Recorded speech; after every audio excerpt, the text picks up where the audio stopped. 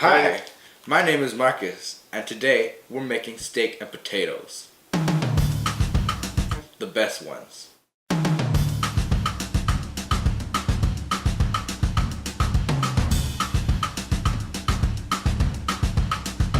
So I started cooking when I was really young, so maybe I was 7 or 8. I was helping my parents in the kitchen. I always liked to make cookies with my mom. I would help my grandma make plátanos, fried plantains, and I would just love the environment in the kitchen because, I guess in my family that's kind of where the family is centered, in the kitchen with food. So that's how we show our love, and I just love that.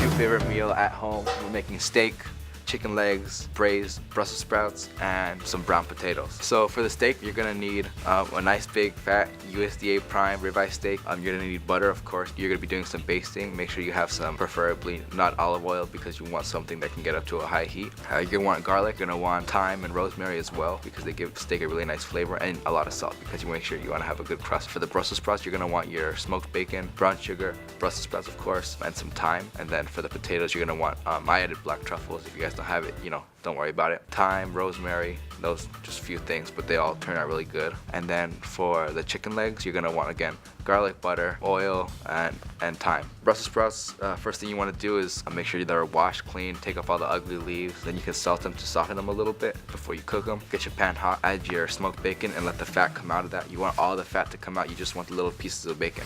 Get that in the pan, let the fat reduce, let it get out, and then take that fat and add it to another pan because we're gonna use that for the potatoes. Then you're gonna go ahead and add the Brussels sprouts in. Once the bacon is all cooked and you've got the fat in another pan, add some more salt, pepper, and just let those brown, let those cook.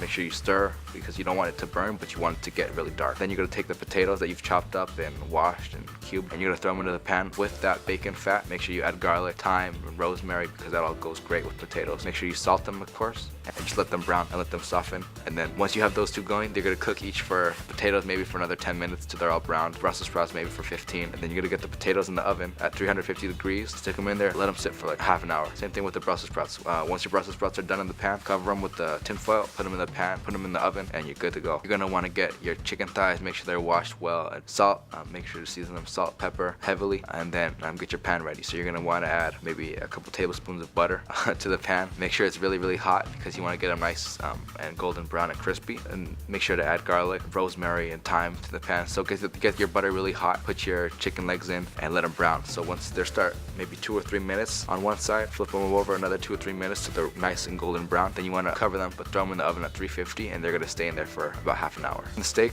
last but not least, of course, you need your steak. So you need to get another pan hot, preferably another cast iron. Get that really hot, but for the cast iron steak, we're gonna use oil because we do need the temperature to get really, really hot. You add your oil. Once that's hot and smoking almost, you're gonna add garlic along with your herbs. Once the oil is piping hot and all your ingredients are in, put the steak in, and then you're ready. So get your heat, get your pan on high, throw the steak in, let it sit maybe 3-4 minutes on each side until it has a really, really beautiful crust. Depending on the size of your steak, you might want to stick it in the oven depending on how you want your doneness, but I did about 3 or 4 minutes on each side, and that was it for a nice medium rare. And make sure to take your steak out of the pan when it's done. Let it rest on the counter. Do not touch the steak until it is done. 10 or 15 minutes of resting, it's gonna need that. Once those 10 or 15 minutes are over, you can go ahead and cut in the steak. Don't worry, it'll still be hot. All your stuff should be ready on time. Your chicken legs will be done. Your Brussels sprouts will be done, your potatoes will be done, you're ready to eat. So enjoy.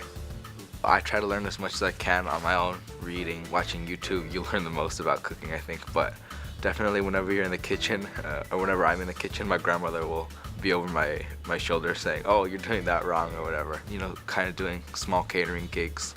I got more into it after maybe 8th grade when I started catering to this one art exhibit in Beverly Hills at GP Deva. But since then, I've had my own pop-up restaurant, and I think that's probably the epitome of where I've been wanting to reach for the longest time because that's what I've been wanting to do for so long. I really want to just have people enjoy the food I make. I want to be successful in my restaurant career, but I definitely think making sure people enjoy the food that you make, that you're enjoying what you're doing is the most important thing.